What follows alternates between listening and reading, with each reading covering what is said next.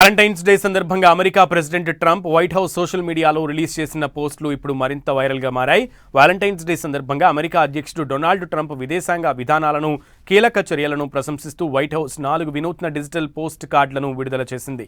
మొదటి కార్డు వెనుజులా మాజీ అధ్యక్షుడు నికోలస్ మదురోను బంధించిన వైనాన్ని చిత్రీకరించింది. గత నెలలో అమెరికా బలగాలు ఆయనకు పట్టుకోగా ఆయన న్యూయార్క్ నిర్బంధ కేంద్రంలో ఉన్నారు. ఈ పోస్ట్ కార్డుకు "మీరు నా హృదయాన్ని బంధించారు" అనే క్యాప్షన్ ఇచ్చారు. ఇక రెండో కార్డులో ట్రంప్తో పాటు ఎగ్జిక్యూటివ్ ఆర్డర్ 4547 చిత్రం కనిపిస్తుంది.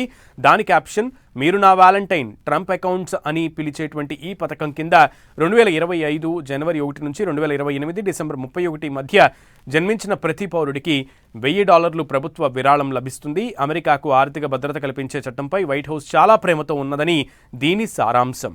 ఇక మూడో పోస్ట్ కార్డు అక్రమ వలసదారులపై ట్రంప్ మద్దతుతో ఇమిగ్రేషన్ అండ్ కస్టమ్స్ ఎన్ఫోర్స్మెంట్ చేపట్టిన కఠిన చర్యలను స్పష్టం చేస్తుంది.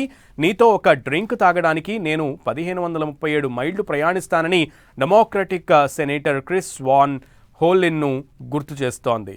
ఇక హృదయం ఆకారంలో గ్రీన్లాండ్ మ్యాప్తో ఉన్న 4వ కార్డుకు "మన సంబంధాన్ని నిర్వహించే సమయం ఇది" అనేటువంటి క్యాప్షన్ ఉంది. ఇది గ్రీన్లాండ్ పరిస్థితిపై సెటైరికల్ వ్యూతో సృష్టించినటువంటి పరిస్థితి. ట్రంప్ గ్రీన్లాండ్ను కొనుగోలు చేయాలనే ప్రతిపాదనకు, దానిపై ఆయనకున్న మక్కువకు ఈ చిత్రం ఒక పరోక్ష సూచన. ఈ వినూత్న కార్డులు ఇప్పుడు ప్రపంచవ్యాప్తంగా సోషల్ మీడియాలో ట్రెండింగ్గా మారాయి.